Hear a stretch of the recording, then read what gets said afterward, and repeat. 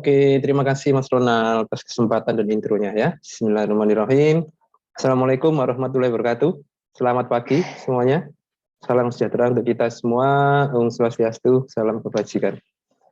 Gimana kabarnya Bapak Ibu semua? Saya harap semua dalam kondisi sehat ya, selalu bersemangat dan tetap optimis gitu ya, meskipun situasi kita ini fluktuatif sekali ya, kayak gelombang EKG ya, QRS naik turun secara drastis, tapi karena kita sudah terbiasa ya dengan kondisi ini, kita harus selalu adaptif.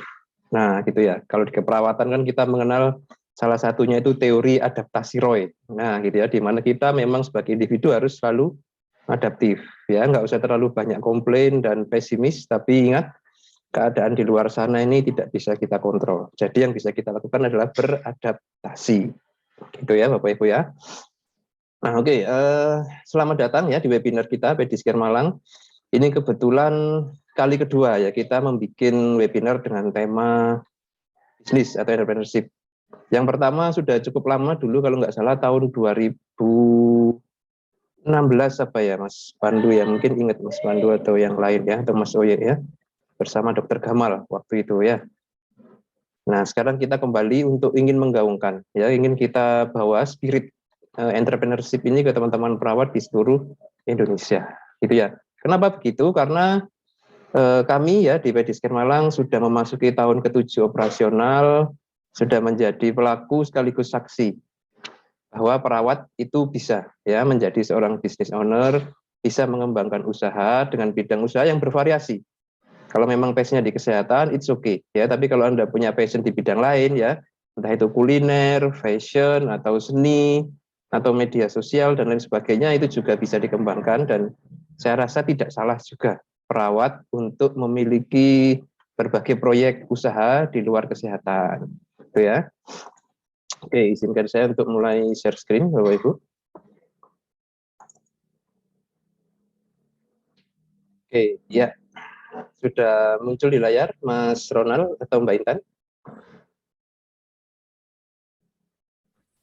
Sudah Pak, sudah terlihat sangat jelas dan sangat Sangat excellent. excellent. Oke. Ya, Bapak Ibu sekalian, saya harap sudah siap ya untuk memulai acara. Sudah siap Bapak Ibu? Yang siap mungkin boleh kasih reaction jempol. Mana ini reaksi jempolnya? Yo, Mungkin yang siap kasih jempolnya. Boleh jempol asli atau jempol di Zoom nih. Oke nih, sudah siap siapa nih? Amandus Anisentus. Oke, mantap. Ahmad Junaidi, Nurul Khalifah. Oke, sudah ratusan jempol yang masuk. Tidak bisa saya mention satu-satu ya. Nanda Anjali, Nurul Khalifah. Terima kasih, thank you. Oke, kita segera mulai sesinya. Oke, saya Ahmad Hasim Ibisono, Bapak Ibu ya, boleh dipanggil Hasim ya. Mau panggil Pak, panggil Mas, boleh ya. Kalau di Malang ini manggilnya malah Cak Hasim. Nah, gitu ya. Oke, pada sesi yang luar biasa ini kita ingin share ya. Apa topiknya adalah waktunya perawat menjadi business owner. Nah, ini dia topik kita ya. Semua orang bisa menjadi entrepreneur, semua orang bisa memiliki bisnis termasuk perawat. Nah, kenapa kok perawat ya? Karena kita melihat nampaknya perawat ini mindset entrepreneurship-nya itu masih kurang gitu ya. Artinya apa? Naluri atau wawasan ya menjadi seorang entrepreneur sepertinya di profesi kita ini masih belum apa ya begitu dikenal atau belum dijiwai. Ya memang wajar. Kenapa? Karena kita ini profesi pelayanan ya, jadinya semenjak pendidikan maupun setelah lulus dan bekerja pun ya kita terpaparnya perawat itu pemberi asuhan, perawat itu penyedia jasa. Nah gitu ya. Sehingga apa itu bisikan-bisikan terkait bisnis wirausaha ini jarang sekali kita dapatkan gitu ya. Sehingga akhirnya ya nalurinya nggak muncul. Gitu ya. Nah oleh karenanya kita ingin nih berbagi kepada teman-teman ya strategi dan wawasan dalam mengembangkan diri di dunia bisnis ya. Yang membuat kita benar-benar ingin ya teman-teman semua bisa terjun ke sini adalah kita sudah membuktikan ya bahwa kita ini bisa memperoleh omset yang lumayan gitu ya. Tidak hanya lumayan, bahkan mungkin bisa dibilang cukup besar di luar dari pekerjaan kita sebagai perawat atau pendidik. Nah gitu ya. Oke, tadi sudah disampaikannya oleh moderator. Ini nomor WA saya, Bapak Ibu, silahkan bisa di-save ya, nanti bisa sharing-sharing via WA atau Telegram atau Instagram juga boleh ya. Bagi yang ingin mengembangkan bisnisnya, curhat-curhat ya, berbagi pengalaman juga it's okay. Asik sekali, kita selalu welcome. Ya Bapak Ibu semua, saya punya hobi yang unik Bapak Ibu ya. Hobi saya itu kuliah gratis ya. Ini saya sudah 2 kali S2 ini gratis semua ya. Satunya itu dari Dikti beasiswanya, yang satunya dari pemerintah Australia gitu ya. Semoga ini bisa menular ya ke teman-teman semua ya, hobi kuliah gratis ini ya, bisa dapat beasiswa, melanjutkan pendidikan ke jenjang yang lebih tinggi. Ini sekarang saya lagi cari gratisan ini untuk S3 ya, tapi sepertinya agak asikan bisnis ya, jadinya masih ngantri ini S3-nya. Gak apa-apa, it's okay. Ya, saya sejak 2012 Bapak Ibu semua sudah menggeluti bidang perawatan luka dan perawatan stoma ya. Jadi sudah 10 tahun ya. Dan kemudian mendapatkan sertifikat kompetensi ya dari BNSP sebagai pengelola bisnis dan pemasaran. Nah, ini jadi identitas saya ini sedikit tidak jelas Bapak Ibu ya kalau ditanya pekerjaan. Apakah perawat? Ya perawat, praktek mandiri gitu ya. Apakah dosen? Ya ngajar. Tapi kok punya sertifikat di bidang jualan ini, bisnis usaha. Nah, itu juga akhirnya apa? Yang kita lalui ya, pengembangan diri dan pengembangan profesinya ke berbagai lini. Nah, tapi so far it's fine ya. Kita melihat efeknya bagus buat pelayanan keperawatan dan bisa bersinergi. Gitu ya, antara pendidikan, pelayanan dan juga bisnis kita bisa kemas menjadi something yang di bawah satu bendera, yaitu bendera perawat. Itu ya Bapak Ibu ya. Oke. Kita mulai masuk. Nah, ini dia Pedicare Malang ya. Akan segera pindah ke kantor baru ya. Ini sejak awal kita di sini. Alamatnya Maijen Panjaitan nomor 68 Kota Malang. Silakan kalau yang pas ke Kota Malang bisa kontak-kontak. Kita bisa kopi darat ya. Nah, kita mengawali Pedicare Malang ini bulan Desember 2014 ya, mulai persiapan dan mendapatkan izin operasionalnya di Januari 2015. Oke. Pada tahun 2021 sudah berkembang menjadi nursing center yang artinya pusat pelayanan keperawatan dengan berbagai bidang ilmu dan disiplin. Tidak hanya itu, dalam nursing center Pedicare ini kita juga kolaborasi ya, ada dokter umum, dokter spesialis, fisioterapi, terapi bicara dan lain sebagainya ya. Termasuk juga penyediaan alat kesehatan. Nah, oke. Nah, kenapa kita bisa berkembang ya, berprogres? Yang awalnya itu memang perawatan luka modern pertama di Kota Malang ya, praktek mandiri, bisa menjadi nursing center dan menjadi sebuah dalam tanda kutip itu perusahaan gitu ya. Kenapa? Karena memang kita memasukkan konsep entrepreneurship. Nah, itu Bapak Ibu ya. Jadi kita nggak cuma memberi pelayanan, tapi punya tips dan trik kewirausahaan di dalamnya yang kita terapkan. Sehingga hasilnya Pedicare ini berkembang ya menjadi seperti sebuah perusahaan ya, ada tim yang banyak dengan pembagian tugas masing-masing, ada berbagai macam manajer di dalamnya, gitu ya. Nah, saat ini kita sudah punya nih banyak unit aktivitas ya. Ada pelayanan yang memang menjadi core bisnis kita. Kita juga punya penjualan ya. Jadi kita menjual beberapa produk kesehatan ya, mulai dari yang perawatan luka, sandal diabetes, terus manekin ya atau alat peraga dan yang lain sebagainya. Oke, terus kita juga punya aktivitas sosial kemanusiaan Bapak Ibu ya. Nah, yang sudah bergabung di sini saya yakin sudah ikut juga di webinar amal internasional. Nah, itu juga salah satu bentuk ya aktivitas kita, pengabdian kita ya untuk profesi dan masyarakat. Bahkan kemarin sudah ada peserta webinar amal yang kita support ya, bantuan produk perawatan luka untuk pasien yang tidak mampu. Ini teman kita nih, Nurse Hamsul dari Lampung ya. Terakhir kita juga punya aktivitas pendidikan, pelatihan, dan penelitian. Oke, bersama para mitra kita ya. Rekan kerja kita banyak, ada dari produk kesehatan, ada dari stikes, universitas, hingga sekolah SMK ya. Kita semua berpartner dan berjejaring. Nah, itu semua Bapak Ibu ya, gambaran kurang lebih Pedicare Malang yang kita bikin. Dari awal hanya bertiga di tahun 2015, kini sudah punya keluarga besar kita tidak kurang dari 40 orang. Nah, gitu ya. Itu contoh bagaimana kita sebagai perawat itu bisa menjadi business owner. Nah, izinkan saya untuk menyampaikan satu poin penting di sini Bapak Ibu ya. Ketika kita ingin menekuni dunia bisnis, coba dilihat poin yang ada di layar ini. Ini situasi tahun 2015 Bapak Ibu yang kami jumpai, oke. Luka diabetes Anda semua sudah pernah ketemu ya dengan berbagai macam penampilan dan kondisinya, oke. Waktu itu luka diabetes ini adalah sesuatu yang dihindari, nggak disukai oleh perawat, dan sangat sedikit perawat yang mau merawat luka gangren. Oke, kenapa? Karena ini progres luka yang lambat ya, terus memburuk, meskipun sudah dirawat dengan tekun dan teliti, telaten, tapi lukanya tambah jelek aja. Oke, sehingga perawat mengalami beban moral ya waktu itu. Kenapa? Karena setiap perawatan nggak ada progres. Sementara pasien dan keluarganya selalu mengecek ya gimana perkembangan lukanya, kapan sembuhnya dan lain-lain. Ya, sementara kita nggak tahu nih waktu itu ya, ini luka bisa sembuh nggak ya, gitu ya. Ini luka akan sembuh berapa lama ya. Nah itu kita nggak tahu. Nah, akhirnya timbul beban moral, apalagi ada biaya kan yang dikeluarkan. Oke. Dan kecemasan, outcome yang tidak pasti. Ini nanti kalau pas saya rawat tiba-tiba pasiennya KU-nya drop gimana ya? Nah kan begitu ya. Kalau pas saya rawat tiba-tiba nanti keluarga komplain terus ke proses hukum gimana ya? Nah banyak kecemasan. Ya akibatnya apa? Yang merawat luka itu sedikit.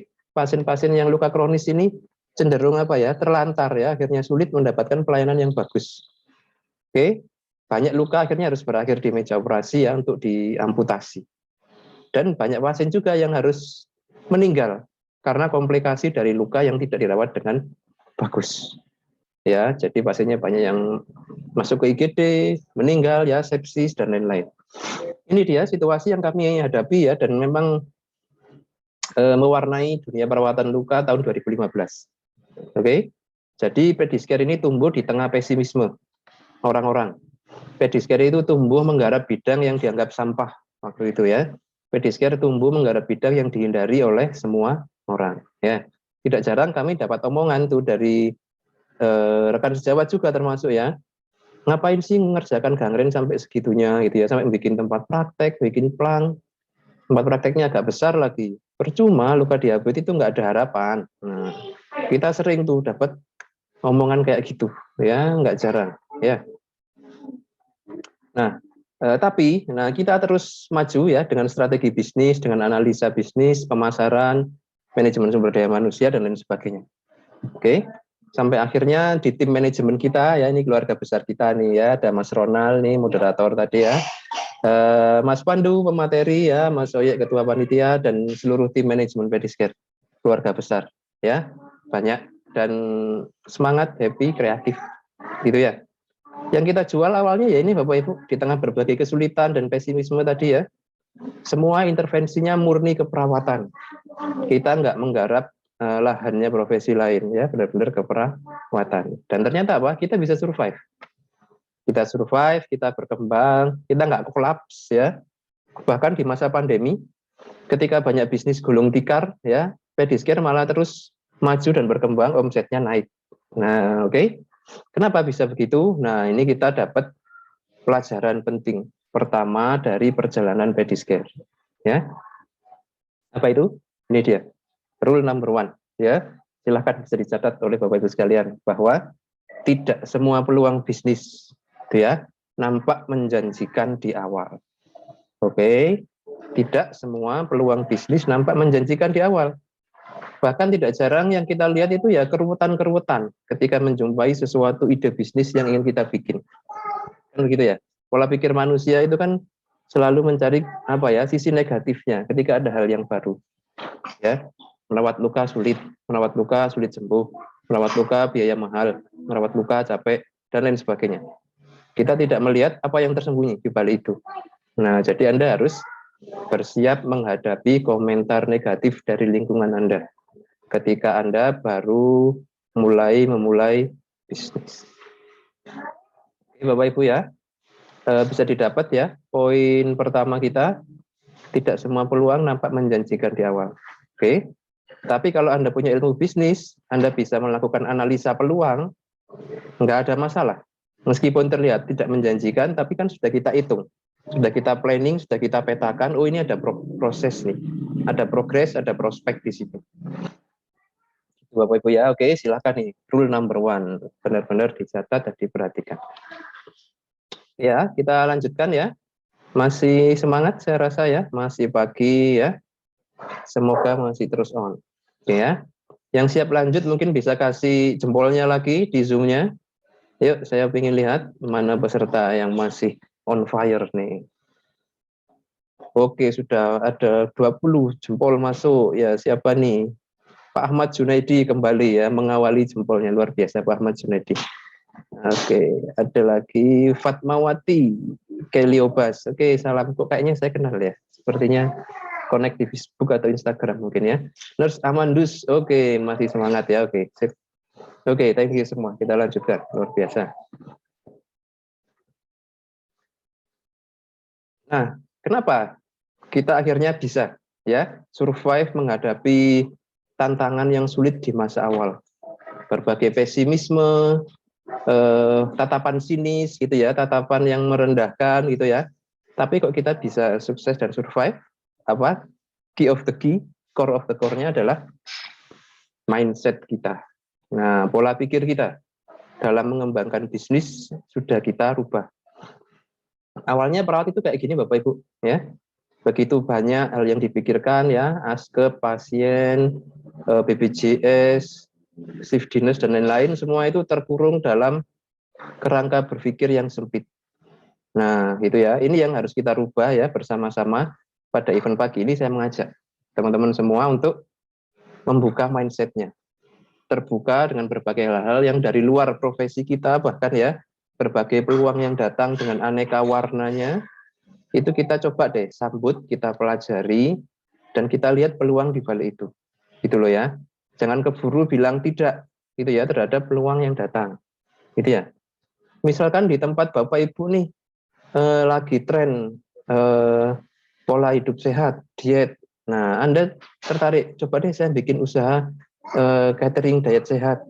Nah, itu kan di luar keperawatan tuh. Ya, masuk bidang gizi dan lain sebagainya.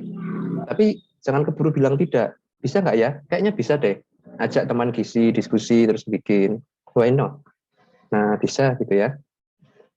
Oke ya. Atau di tempat Anda mungkin yang populer itu justru sekarang lagi banyak yang suka ini, online education. Nah, Anda terus membuat platform apa itu semacam ruang guru tapi keperawatan. Nah, itu juga bisa ya. Kenapa tidak ya? Ruang apa? Ruang perawat. Nah, mungkin kita kasih aja nama begitu ya.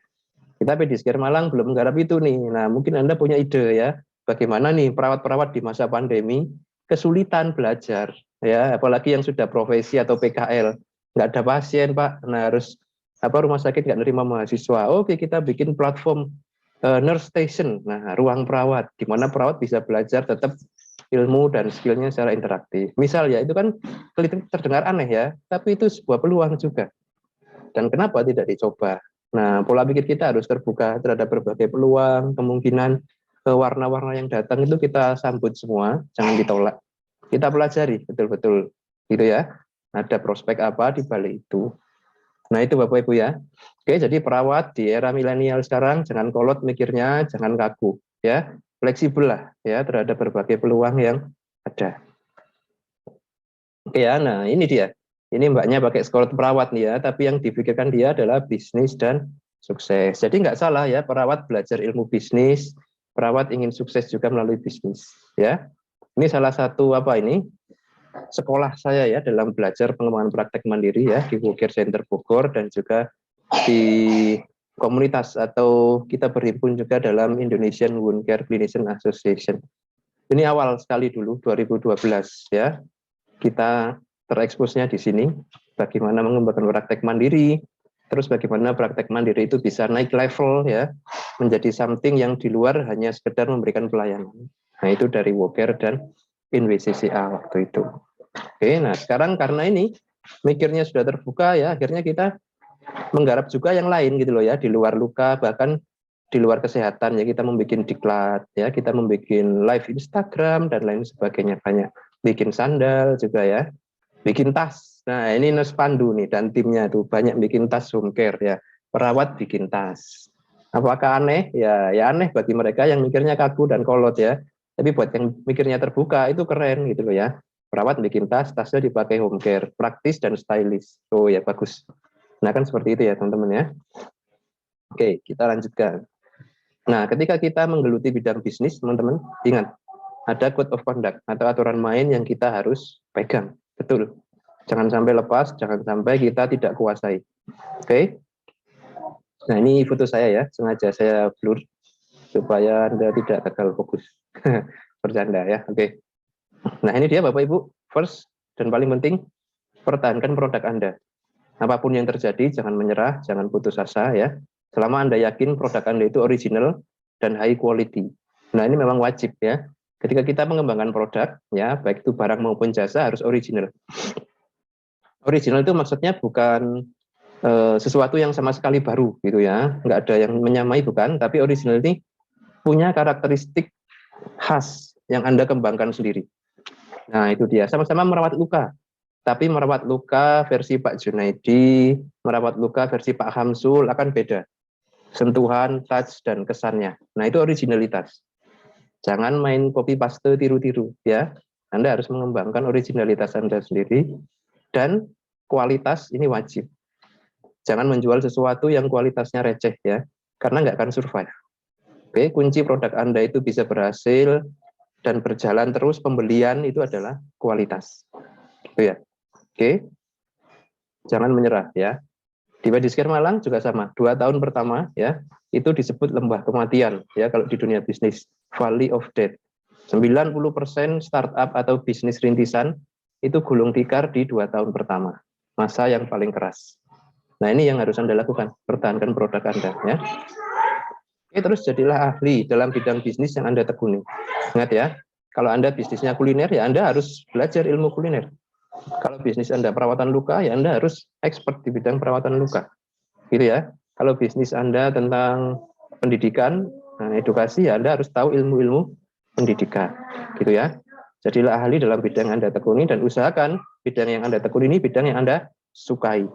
Oke, supaya Anda melakukannya itu dengan enjoy, nggak bosen, nggak jenuh, nggak suntuk, karena memang Anda menyukai bidang itu. Ya, nah jadi teman-teman yang suka bidang kardio, suka bidang neuro atau onkologi, silahkan jadilah ahli dalam bidang itu ya. Nanti temukan cara mengembangkannya jadi bisnis. Oke, nah ini era media sosial ya, informasikan kepada publik ya setiap progres yang Anda buat, gitu ya. Tujuannya sih ya bukan untuk pamer, bukan sebenarnya ya, tapi lebih kepada memberikan kabar baik, inspirasi gitu ya. Profesi keperawatan ini kan sudah kebanyakan masalah ya, tenaga kerja sukarela lah, perawat honorer, gaji yang kecil di bawah UMR, dan lain sebagainya, CPNS sulit gitu ya, terlalu banyak masalah. Nah kita butuh postingan yang optimis, kita butuh postingan yang mencerahkan, menggerakkan. Nah itu dia ya, Anda jadilah lilin-lilin kecil nih yang menumbuhkan harapan dan penerangan ya buat profesi kita itu biar nggak gelap aja warnanya. Oke, jadi Anda wajib bermedsos gitu ya. Nah ini nanti akan dibahas nih oleh Nus Pandu ya, sosial media spesialis kita nih. Kalau di Badiskar Malang ini Mas Pandu ini kita sebutnya MSC, Master of Sosmed. Nah itu ya, beda MSC-nya bukan Master of Science ya, itu Badiskar punya sendiri MSC. Nah yang terakhir Bapak Ibu ini ya, kalau bidang Anda itu jasa, pastikan Anda jangan bergerak di luar kewenangan. Hati-hati ya, ini juga efek dari era sosmed ya. Kalau yang baik cepat viral, yang jelek itu 10 kali lebih cepat viral. Jadi begitu Anda ketahuan bergerak di luar kewenangan dan ada yang posting, sudah buyar ya, habis kita sudah langsung ya. Jadi sekali lagi jangan bergerak di luar kewenangan, kecuali sesuai dengan aturan. Nah kan sudah ada itu aturannya, perawat bisa bergerak di luar kewenangan kalau kondisi A, B, C, D. Nah itu silakan, nggak ada masalah ya. Tapi kalau kondisi normal, jangan sekali-sekali Anda bergerak di luar kewenangan. Nah ini dia Bapak Ibu, Code of Conduct ya, 4 aturan main kalau kita ingin terjun ke dunia bisnis. Oke, yang harus dipegang oleh Anda para founder atau business owner. Oke, nah sebelum kita terjun, kita harus tahu dulu entrepreneurship itu apa, kan gitu. Nah, entrepreneurship dalam arti kata yang paling mendasar ya, yang paling luas, entrepreneur itu diartikan sebagai getting things done. Oke, ya ini selalu saya sampaikan di seminar-seminar nih. Apa getting things done? Artinya itu menyelesaikan urusan, menyelesaikan masalah, menyelesaikan persoalan. Itu nilai dasar dari entrepreneurship. Oke ya. Nah, kalau didefinisikan secara ekonomi menjadi seperti ini. Capacity, kemampuan, willingness, kemauan ya. Untuk apa? Membangun suatu unit usaha ya, berikut dengan segala resikonya. Nah, oke. Keywordnya ya, kemampuan, kemauan. membangun unit usaha dengan segala resikonya. Oke, dengan tujuan untuk mendapatkan profit. Nah, itu dia definisi kewirausahaan dari sudut pandang atau kacamata ekonomi. Ya. Nah, jadi Anda harus punya kapasitas, kemampuan, dan harus punya motivasi, willingness, ya, keinginan, memang ya, untuk bisnis. Dan ini dia, untuk apa? Menghadapi resiko. Nah, itu ya, jadi kata resiko itu sudah masuk dalam definisi bisnis wirausaha, Bapak Ibu. Sehingga tidak ada wirausaha itu yang tanpa resiko. Semua ada resikonya, ya. Dan tujuannya untuk mencapai profit atau keuntungan, ya. Yang namanya profit itu macam-macam ya bentuknya. Tidak hanya materi, Bapak Ibu ya. Tidak hanya materi, bisa juga profit itu kebanggaan terhadap profesi. Ya, bisa juga profit itu kepuasan kerja, itu juga profit ya. Bahkan profit yang bernilai spiritual ya. Sambil bisnis sambil membantu orang cari pahala. Nah, itu juga profit yang luar biasa.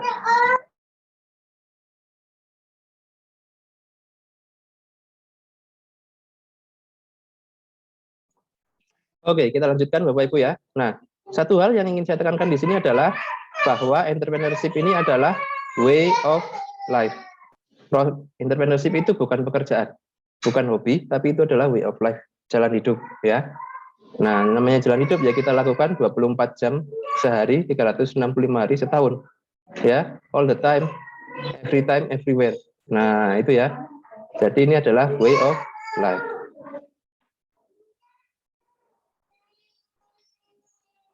Nah, oke. Nah, sekarang akhirnya kita begitu sudah pegang kuncinya ya, perawat harus mulai mengenal yang namanya model bisnis. Gitu ya. Model bisnisnya adalah suatu kerangka ya, gambaran umum dari bisnis yang akan kita jalankan mulai dari hulu ke hilir. Mulai dari produksi, pengelolaan, hingga penjualan dan pengembangan. Nah, itu adalah yang disebut dengan bisnis model, gitu ya. Dengan memiliki bisnis model ya, akan membantu kita nih memperoleh profit yang stabil, ya, dan mengelola perusahaan itu juga ada arahnya, gitu ya. Nah, saya akan berikan Anda contoh ya dari beberapa jenis bisnis model. Kita lanjut ke slide dulu berikutnya.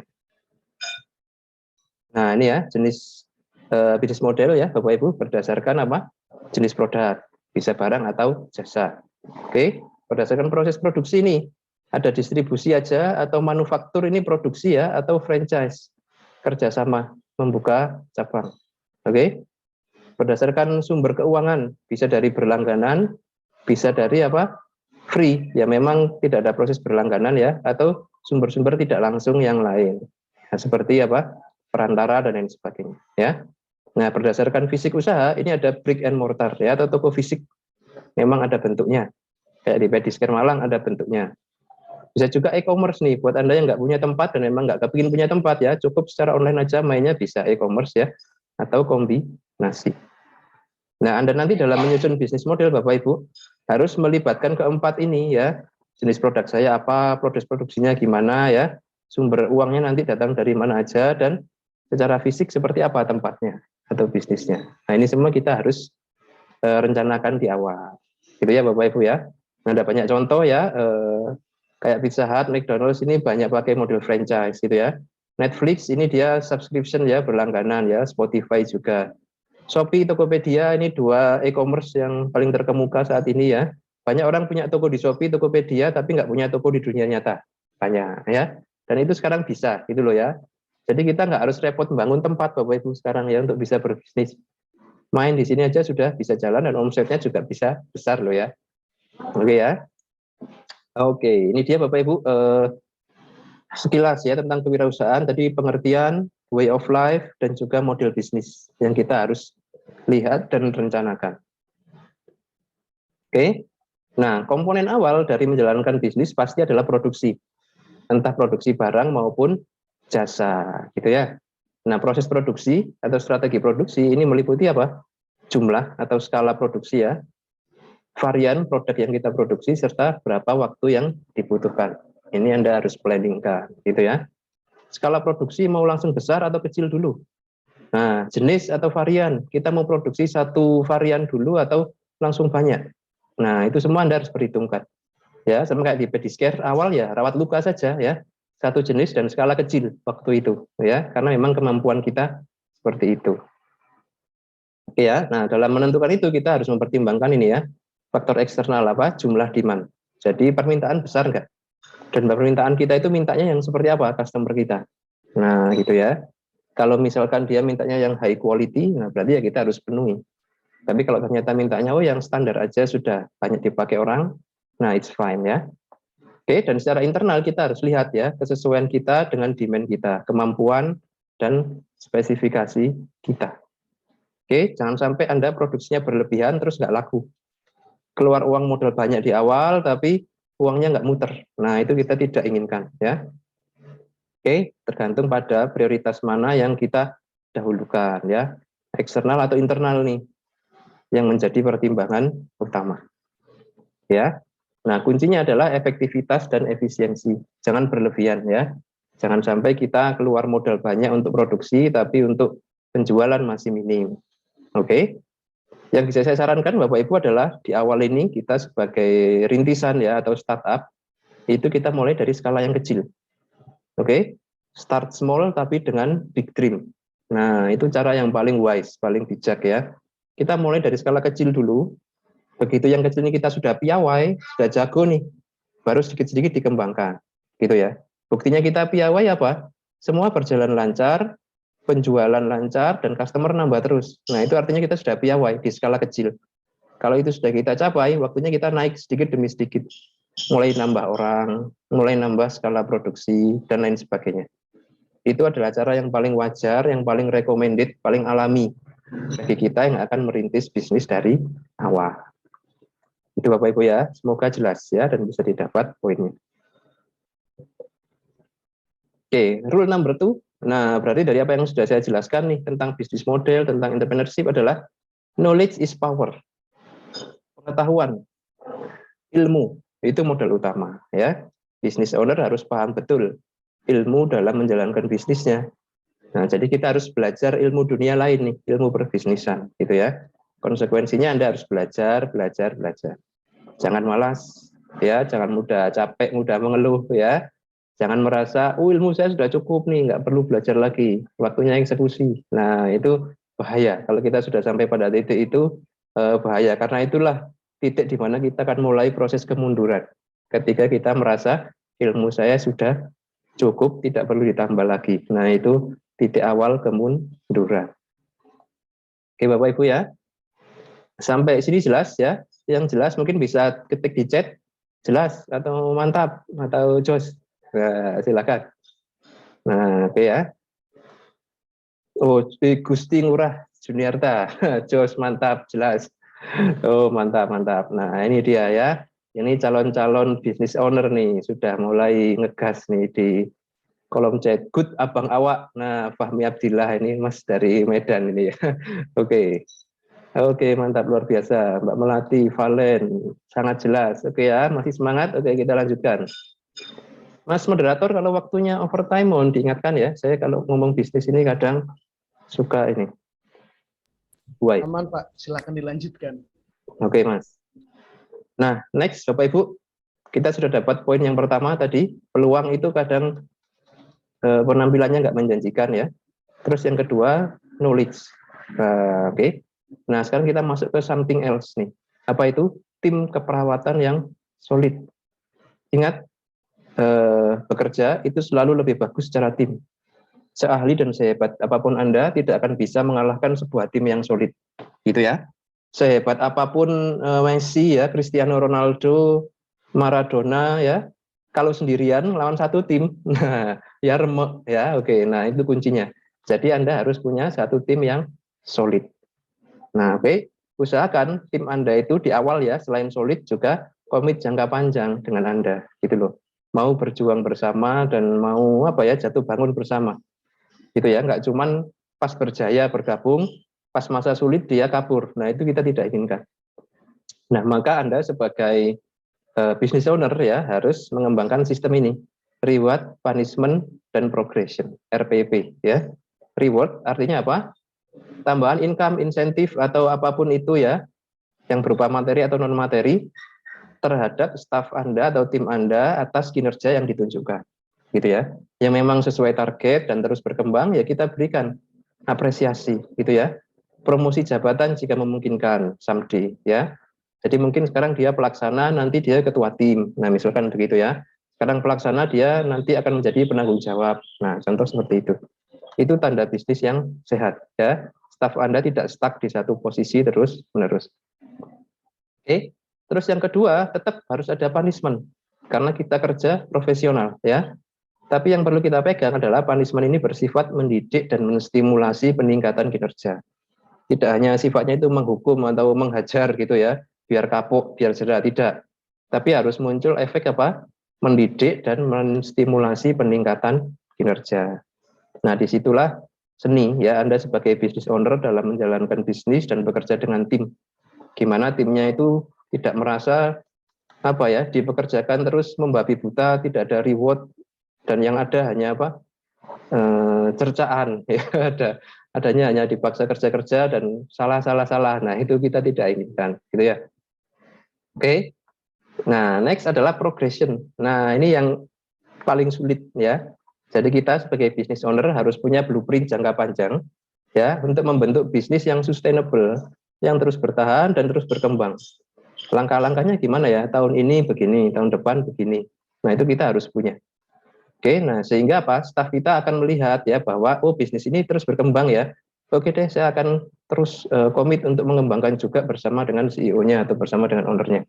Nah, ini yang kita inginkan ya dan Anda harus punya gambaran di awal. Oke, Bapak Ibu ya. Nah, jadi kalau kita melihat ini nih. Nah, itu kita sangat dilarang ya untuk berprinsip kita lihat aja nanti. Nah, itu kita harus sebisa mungkin menghindari ya, terutama untuk hal yang krusial terkait dengan keuangan, terkait dengan apa pembelian produk dan lain sebagainya. Wis apa kata nanti deh, oh itu enggak boleh. Ya, Anda harus punya perencanaan yang jelas dan harus ada progres nyata yang harus dicapai. Itu Bapak Ibu ya. Nah, ini tim sangat dibutuhkan ya. Sehebat apapun Anda CEO, founder tidak bisa kalau Anda tidak punya tim yang solid. Oke, nah begitu sudah punya tim, sudah punya proses produksi tadi ya. Nah, produksi sudah jalan, waktunya kita membawa produk kita ke pasar nih. Getting our product to the market. Anda harus pegang marketing sekarang. Nah, ini dunia yang aneh lagi nih. Ya. Yang paling asing yang saya pelajari ya ketika mengelola Pediscare ya ini, marketing. Kalau soal sumber daya manusia, it's okay lah. Kita dulu waktu kuliah pernah aktif di organisasi ya, pernah jadi kepala divisi atau apa, ketua BEM dan lain-lain. Tahu lah pasti manajemen sumber daya manusia. Membikin rencana kerja, kita juga di perkuliahan dapat ilmu manajemen keperawatan ya. Di himpunan juga belajar membuat program kerja itu dapat. Tapi yang ini asing ya, aneh sekali bagi kita perawat, nggak familiar. Ternyata apa? Kita harus pinter marketing Bapak Ibu. Nah, oke. Nah, supaya bisa marketing ada 4 prinsip yang kita harus pegang. Ya, pertama, kita harus tahu kalau customer kita ini beda-beda. Ya, beda tingkat pendidikan, beda usia, beda penghasilan, beda minat dan kebutuhan. Nah, gitu ya. Oke, strategi marketing harus bisa menghandle berbagai perbedaan customer. Nah, maka Anda akan lihat tuh di Pediscare Malang macam-macam orang ya bisa bergabung dan terfasilitasi. Yang mahasiswa juga ada, kita sediakan kebutuhannya. Yang perawat juga ada, yang praktek mandiri ada, macam-macam. Nah, gitu ya. Oke. Terus yang kedua, customer kita ini dinamis dan selalu berubah. Nah, manusia selalu berubah seiring berjalannya waktu. Dulu 3 tahun lalu orang bersosmed, tapi sosmednya nggak segila sekarang. Ya nggak? Dulu 3 tahun lalu orang itu aktif dengan HP googling, tapi googlingnya nggak segila sekarang. Nah, efek dari pandemi, orang berubah cara menggunakan HP dan gadget. Begitu juga pekerjaan, ya. 3 tahun lalu dia mahasiswa, sekarang sudah jadi perawat. Nah, sudah beda tuh orientasinya, daya belinya juga beda. Nah, contoh ya, ini yang kita harus pegang ya, dinamika di customer. Oke ya.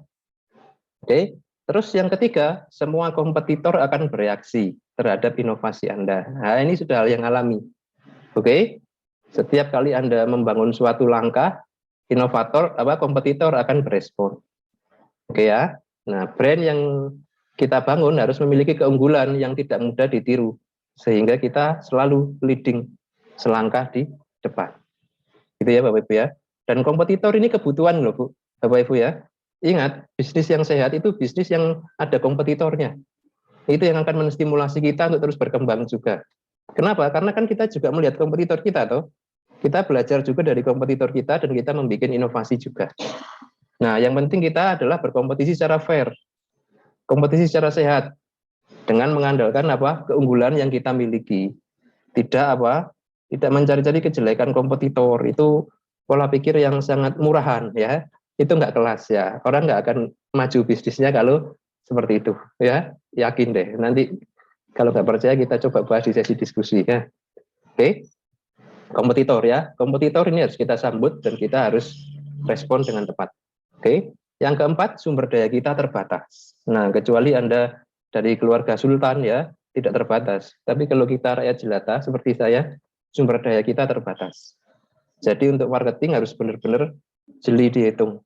Ya, biaya yang dikeluarkan dan estimasi reward yang masuk atau income yang masuk. Nah, ini rencana marketing kita Bapak Ibu ya. Kita harus bisa mensegmentasi customer, kita harus bisa mengidentifikasi tren di customer kita ya. Kita harus selalu inovatif, oke? Menampilkan keunggulan-keunggulan kita dibandingkan customer, dan kita harus memperhitungkan sumber daya dengan jeli. Nah, ini ya, ini 4 prinsip dalam marketing kalau mau marketingnya ini efektif. Oke, nah nanti salah satu bentuk marketingnya di media sosial ya. Nah, sekarang saya punya contoh. Ya. Maaf mengganggu pemaparan materinya. Untuk mengingatkan, waktunya tinggal 5 menit lagi Pak ya untuk penyampaian materi untuk melanjutkan ke sesi tanya jawab. Terima kasih Pak. Oke, ya nanti kalau sudah 5 menit kita cut aja ya, langsung kita masuk ke sesi diskusi ya. Nah ini contoh Bapak Ibu bisnis yang gagal berkembang karena nggak bisa jual, marketingnya nggak jalan. Ini ya Batu Mulia dulu sempat viral, sekarang entah di mana ya. Sama ini apa contohnya penjual sayur di pasar tradisional ya. Sayang sekali teknik marketingnya kurang pas gitu ya, sehingga akhirnya produk hasil bumi kita ya dibiarkan dalam tumpuan gini sampai laku atau sampai basi, sampai rusak ya.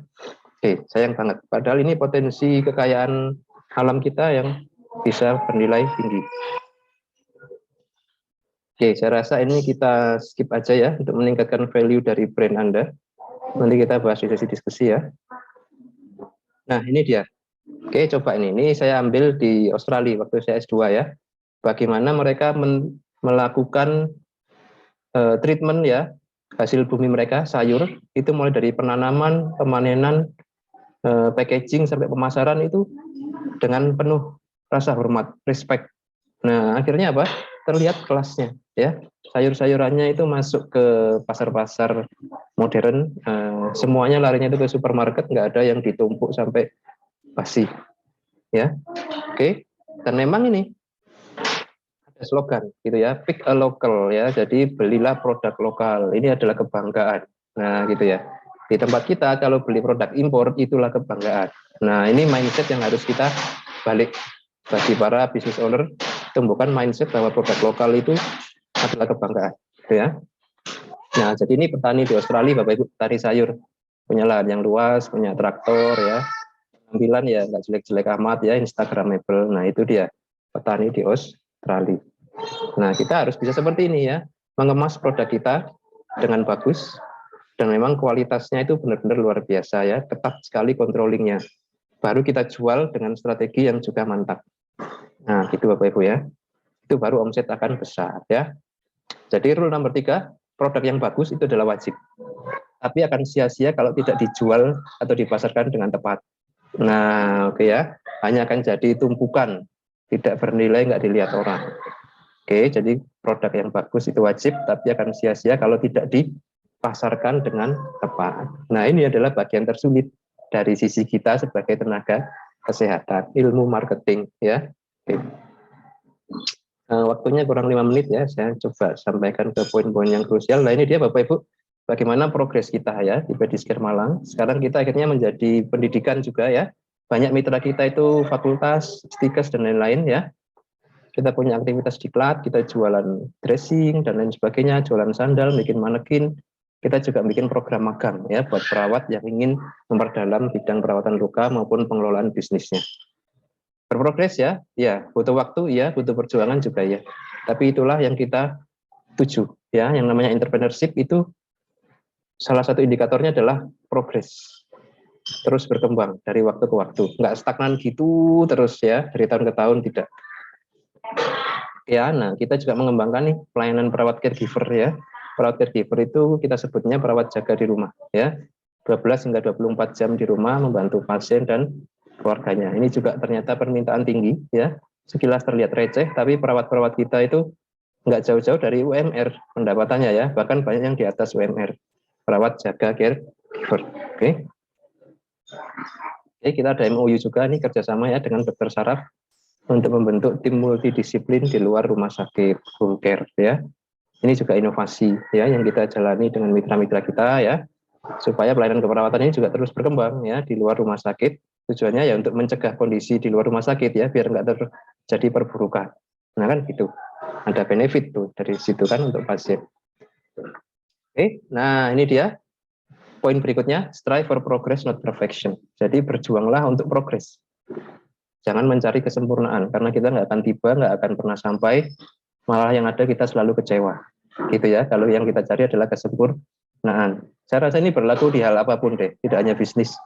Ya, dalam hal perjodohan, nah mungkin juga seperti itu ya. Anda mencari perfection nggak akan ketemu ya, tapi kalau Anda mencari progres, disitulah yang kita cari. Ya, nilai tambah dari bisnis kita apa? Humanity and human care. Nilai-nilai kemanusiaan tetap kita kedepankan. Oke ya, kita merawat orang dengan baik, kita hormati, kita hargai. Ya, spirituality tidak jarang juga faktor apa? Spiritual yang kita bisa berikan support kepada pasien ya, termasuk psikososial ya. Kalau kita berada di bidang jasa itu banyak customer kita itu yang secara psikososial jelek ya, stres, cemas, marah, takut. Nah itu semua banyak. Nah itu kalau bisa ya kita sentuh area-area itu gitu loh. Jangan cuma fisiknya aja ya, TTV, obat, cairan, monitoring. Nah ya itu oke, tapi ini juga something yang menjadi kebutuhan dasar manusia. Gitu ya Bapak Ibu ya. Oke. Nah ini dia terobosan kita berikutnya ya, ekosistem wirausaha. Bagi Anda yang sudah bergabung, selamat bergabung. Ini adalah wadah ya yang kita bentuk untuk menjaga ritme kita sebagai calon business owner supaya tetap bersemangat ya merintis dan mengembangkan usaha. Di dalam ekosistem ini kita bisa saling berbagi informasi, saling support dan motivasi. Siapa tahu bisa kolaborasi. Nah gitu ya. Sharing pengalaman nih, sharing info banyak ya, permodalan, perlombaan, pelatihan dan lain-lain. Kopi darat bahas bisnis ya, kolaborasi, dan rutin kita ada upgrading ya, online class atau live Instagram kita upgrade. Bidang usahanya bebas, silakan ya. Yang suka kuliner, kembangkan kuliner. Yang suka fashion, kembangkan fashion. Bergabung aja di ekosistem kita. Gitu ya. Kita cuma sebagai fasilitator, kita bukan narasumber ya. Kita juga ingin belajar dari teman-teman semua. Kita juga ingin someday mungkin bisa kolaborasi dengan teman-teman di bidang lainnya. Ini ya linknya ya untuk bergabung ya. bit.ly/ekosistem wirausaha. E besar, W besar.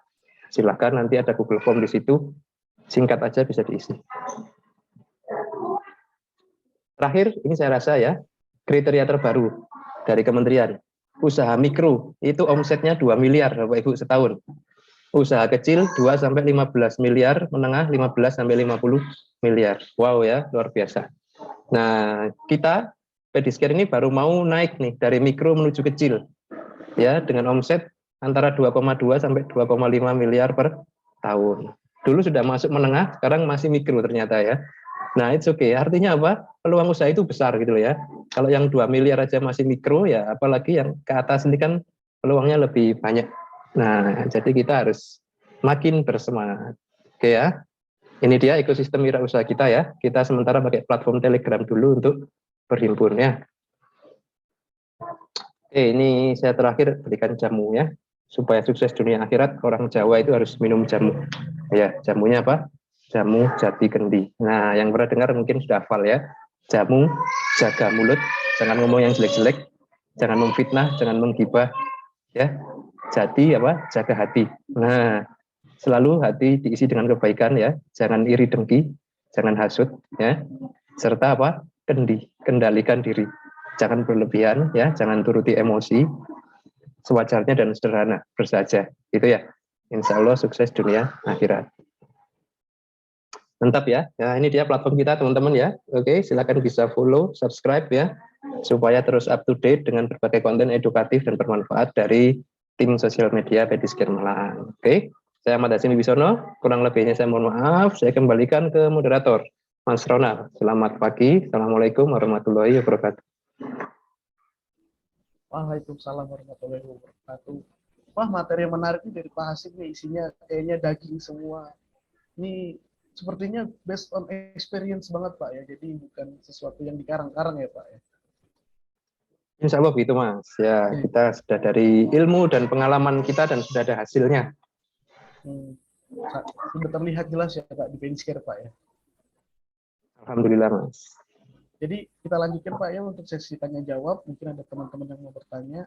Hadirin yang kami hormati, demikianlah pemaparan materi yang telah dibawakan oleh Bapak Nurs Ahmad Hasim Wibisono M.Tok MNG SPKMB dengan tema Waktunya Perawat Menjadi Business Owner. Karena pemateri telah menyampaikan materinya, untuk selanjutnya kita akan membuka sesi tanya jawab. Adapun ketentuan yang harus diperhatikan yaitu sebagai berikut. Peserta dipersilakan untuk open mic, tapi terlebih dahulu untuk raise hand, biar nanti mas operatornya bisa menunjuk atau menentukan siapa yang boleh bertanya atau siapa yang mendapatkan kesempatan untuk bertanya. Lalu peserta yang ingin bertanya dipersilakan menyebutkan identitasnya terlebih dahulu, seperti nama atau institusi. Pertanyaan dilakukan secara singkat, padat, dan jelas agar pemateri juga tidak kebingungan untuk mengidentifikasi permasalahan yang dihadapi oleh penanya. Baik, langsung saja kita mulai sesi diskusi ini. Saya persilakan kepada para peserta untuk bertanya. Mungkin Mas Operator bisa langsung gini.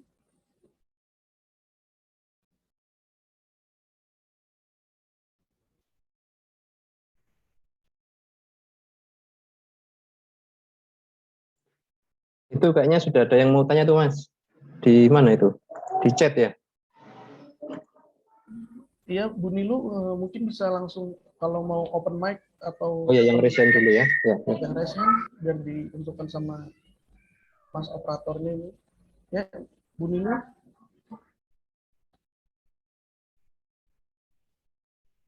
Atau mungkin silakan bertanya langsung di kolom chat aja.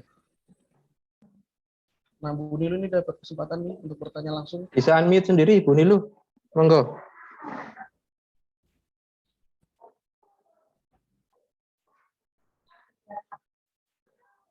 Coba dibantu unmute ya, Bu Nilu ya.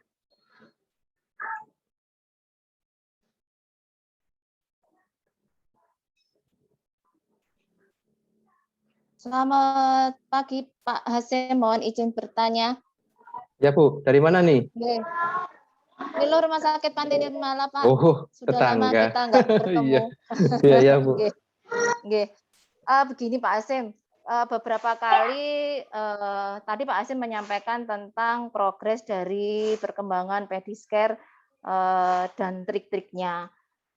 Apakah, satu pertanyaan saya Pak, apakah ada wacana Pak Hasim akan memperluas dari pelayanan Pediscare, baik itu dari segala bidang untuk ke arah rumah sakit? Itu yang pertama. Kemudian yang kedua, beberapa kali saya sempat bekerja sama dengan teman-teman pedis untuk perawatan luka, karena kami di Rumah Sakit Pantai Nirmala untuk keahlian perawat lukanya itu kan terbatas Pak, sehingga beberapa kasus khusus memang beberapa kali saya bekerja sama dengan pedis. Tetapi kendala yang saya hadapi Pak, selain dari segi waktu mungkin pedis terhambat, dalam perkembangan waktunya itu tidak bisa secara intens dari pedis untuk datang ke rumah sakit. Kemudian untuk pelayanan pediscare itu home care ya Pak ya, untuk pelayanan di rumah, baik itu untuk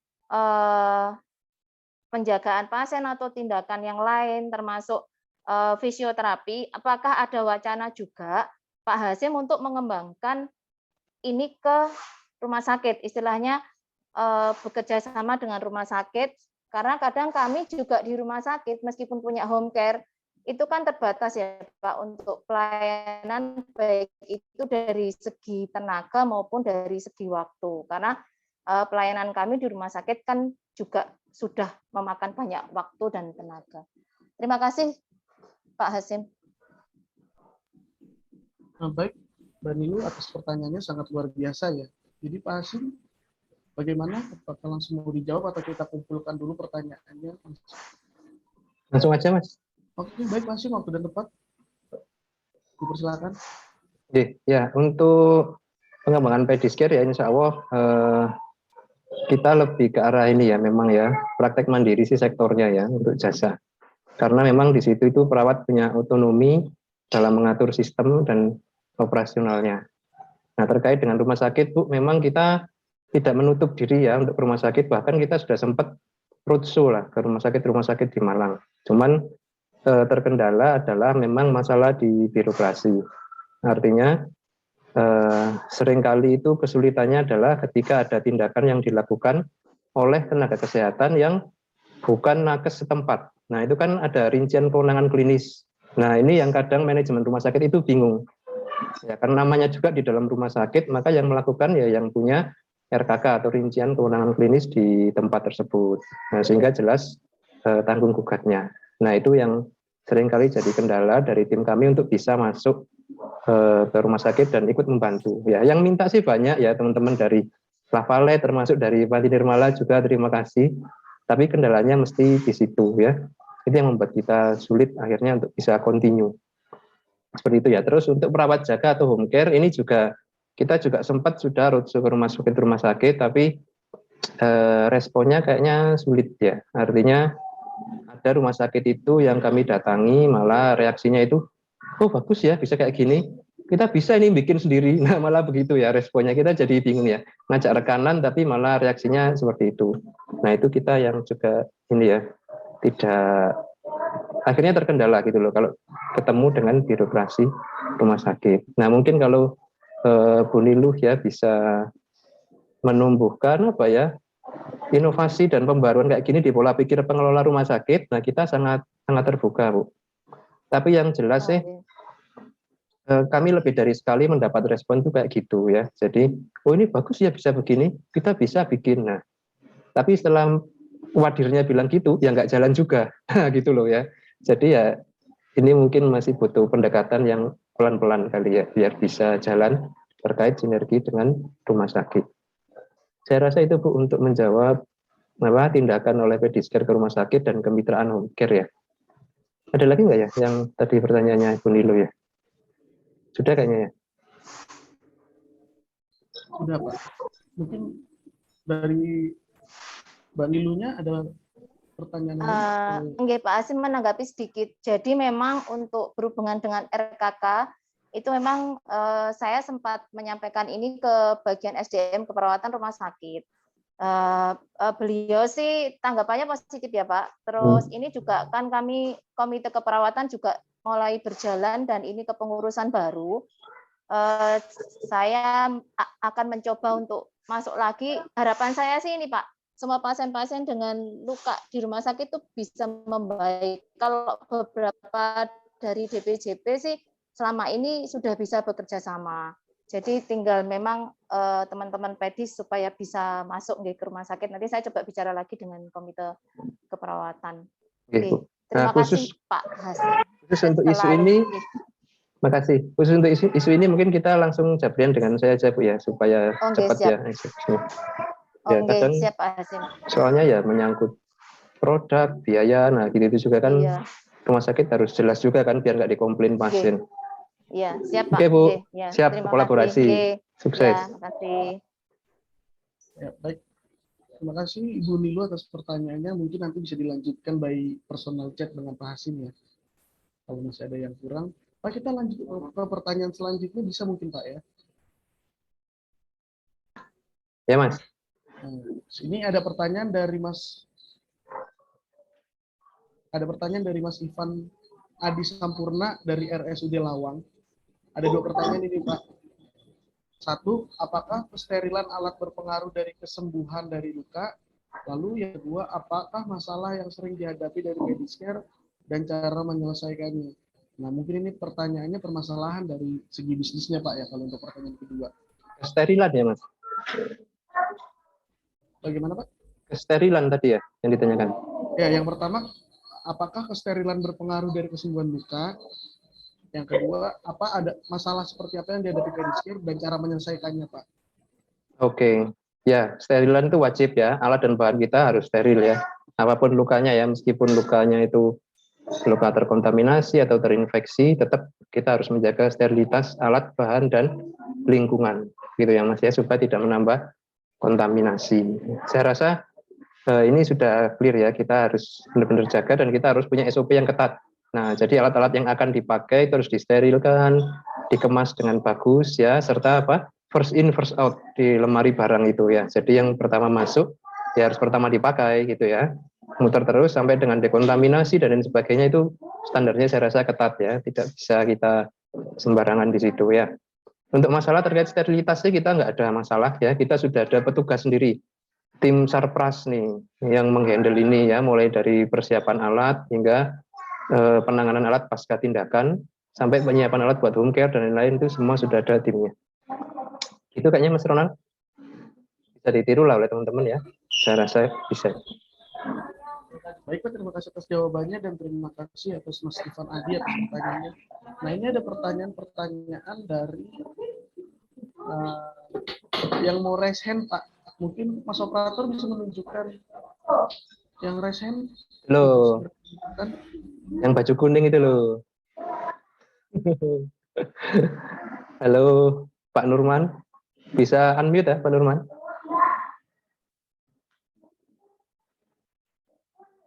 Oke, tapi suaranya kok enggak masuk ya Mas? Mungkin mic-nya belum terpasang atau apa gitu. Sudah unmute sih.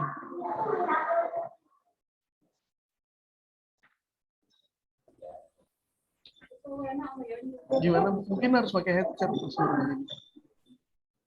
Atau Ya. mungkin bisa di-chat aja Mas kalau misalnya Ya. bermasalah di audionya, mungkin bisa di-chat, nanti kita bacakan. Dilompatin aja. Oh ya, mungkin masih anu dulu ya, cek shot. Oke, baik. Ini mungkin Mas Operator ada lagi yang tadi resen, silakan dimunculkan.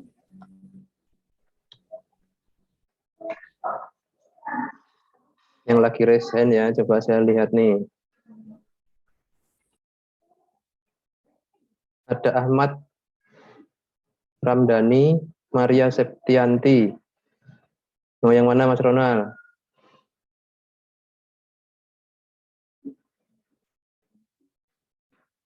Ada Mbak Tita nih. Mungkin Mbak Maria dulu ya. Mbak Maria Septianti. Bisa unmute?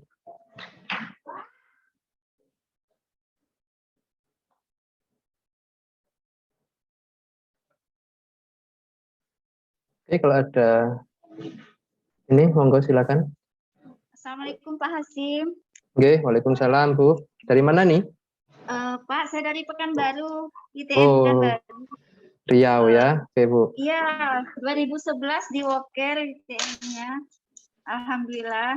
Oh, 2011 ya. Wah, ini lebih senior dari saya nih, Bro. Saya 2012. Iya. Saya sih saat ini sih bekerja di rumah sakit swasta Pak Hasim di Pekanbaru. Sebenarnya sih dari dulu pengen praktik mandiri. Cuman kayak nggak punya keberanian. Oh iya. Karena di rumah sakit saya sih memang kan ada peraturan yang nggak bisa kerja dua, praktik mandiri juga nggak bisa gitu. Artinya kalau saya harus buka praktik mandiri, saya harus benar-benar resign gitu kan. Jadi sampai sekarang itu kendala gitu loh. Saya tadinya mikir kayaknya praktek nanti saya bisa kalau lepas dari rumah sakit saya terus saya masih lihat teman-teman biasanya bingung gitu. Cuma sampai sekarang nggak bisa gitu. Jadi saya ingin tipsnya gitu dari awal itu gimana memulai apakah gitu karena untuk maju buka praktek mandiri. Oke Bu. Iya Pak. Oke, langsung saja ya Mas Ronald ya. Ya Pak, langsung dijawab saja silakan. Ya, oke. Nah, itu mungkin perlu dibicarakan ya dengan manajemen rumah sakit, terutama bidang keperawatan ya dan Wadir Yanmed gitu. Kenapa kok sampai ada larangan perawatnya praktek mandiri gitu ya? Karena dari undang-undang itu perawat boleh praktek mandiri, Bu. Gitu ya. Undang-undang keperawatan sudah diturunkan ke Permenkes juga. Menkes juga membolehkan perawat praktek mandiri. Yang penting sesuai dengan aturan. Nah, kalau dari rumah sakit melarang, ini harus ada dasar hukum yang kuat ya, selevel Permenkes atau undang-undang malah justru, nah kan begitu. Nah ini yang kita harus kaji deh, kenapa kok nggak boleh ya. Saya terus terang baru tahu nih, ada rumah sakit yang melarang perawatnya praktek mandiri. Kalau dokternya boleh nggak tuh praktek mandiri? Kalau perawat nggak boleh, dokter juga harus nggak boleh dong, biar kita sama ya, kayak gitu. Nah itu kayaknya harus diadvokasi tuh oleh PPNI ya, PPNI setempat Bu ya, DPD. Berarti harus sampai ke situ. Itu Bu ya. Nah, itu ya wajar ya, akhirnya Bu Maria jadi takut mau praktek karena salah satunya ada penghambat kayak gitu kan. Iya. Dan untuk buka praktek harus resign itu juga risiko yang sangat besar. Jadinya kita coba cari solusi yang lebih win-win dulu deh ya. Jadi kita berharap nih dari PPNI, dari bidang keperawatan ya bisa mengadvokasi supaya bisa jalan dua-duanya. Mungkin gitu Bu solusi saya. Saya tidak menyarankan Ibu resign. Gimana Bu?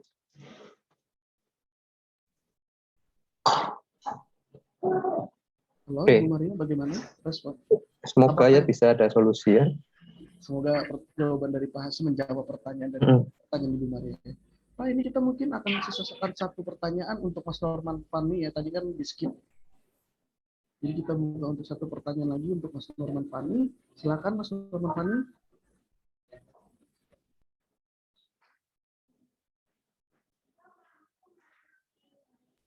Mas Norman Fani, mungkin bisa langsung diajukan pertanyaannya. Tadi kan kita skip ya, Mas Norman Fani. Belum masuk Mas Norman suaranya. Coba ini deh, di menu kiri bawah itu ada audio setting ya, tes mikrofonnya. Di dekatnya speaker itu kan ada panah kecil tuh Mas. Nah itu audio setting, terus tes speaker ya. Tes ya speaker ya, mikrofon. Di mikrofonnya mungkin di audio. Iya, soalnya nggak dengaran sih di saya. Di Mas Ronald kedengaran nggak? Nggak ada Pak Mas. Oh iya. Atau login pakai HP Mas? Masih ada waktu nih.